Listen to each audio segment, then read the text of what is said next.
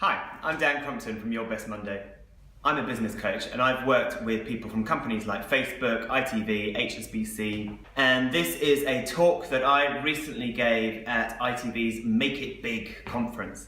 The style is known as a PECHA KUCHA. It has Japanese origins, and essentially it's 20 images, each up on screen for 20 seconds, and during that time you tell your story, and here's mine.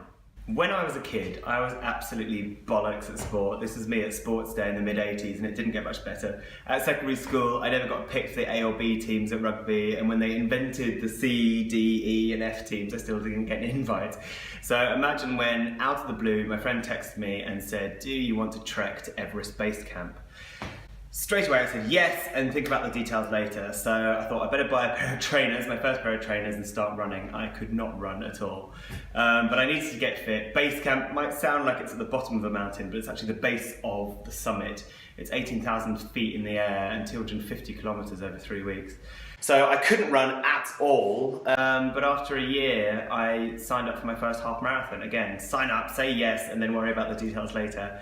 And now I do 2 of these every year, and that would have been unimaginable just a couple of years ago. Also in my training, friends and I went on lots of training hikes.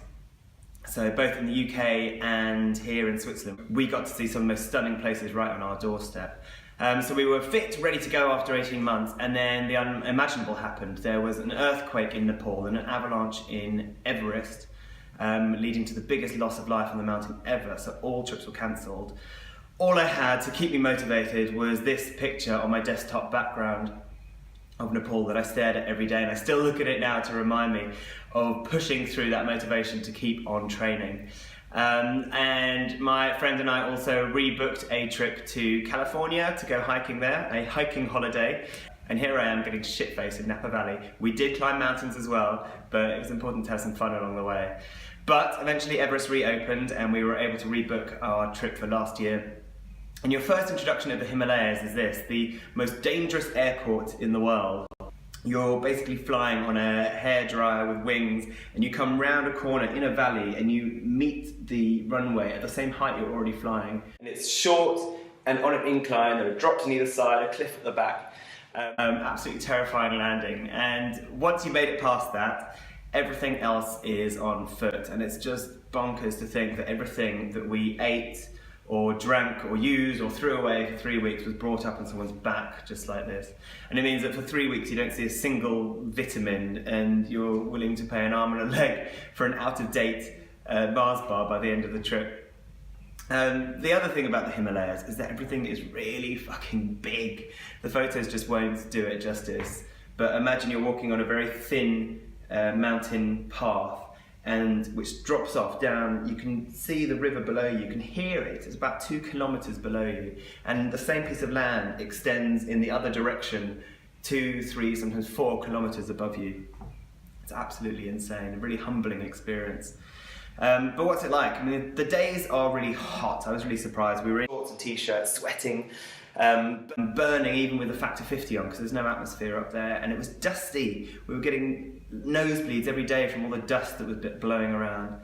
But come 6 o'clock, the sun goes down, the clouds roll in, and it gets freezing, and we were huddled in these lodges. The only thing keeping us warm was a small stove in the middle, which was burning dried yak dung. So it gave off this sort of sweet but not unpleasant smell.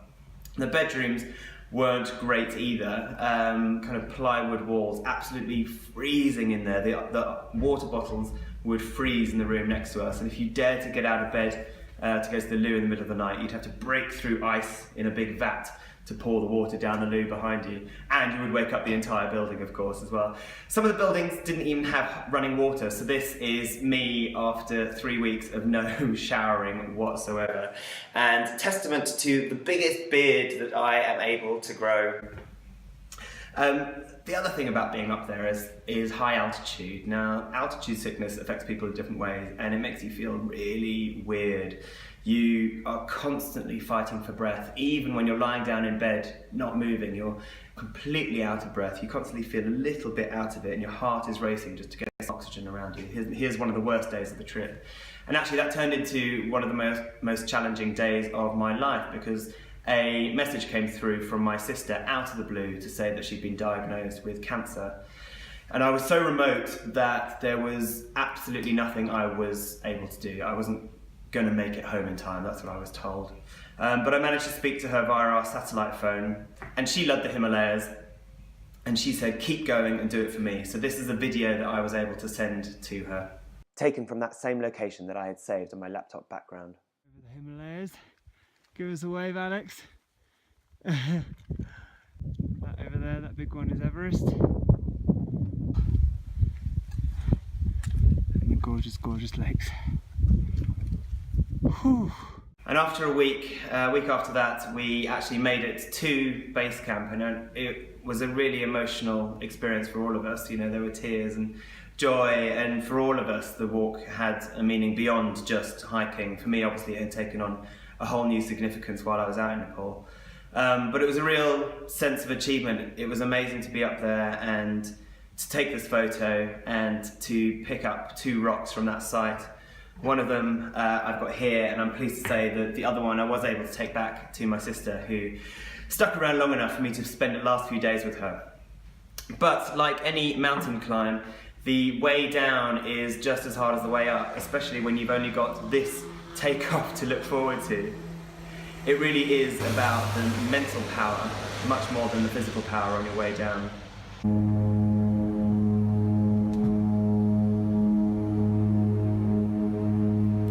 But my message is this: if you've got something big that you want to achieve this year, then now is the time to stop making excuses.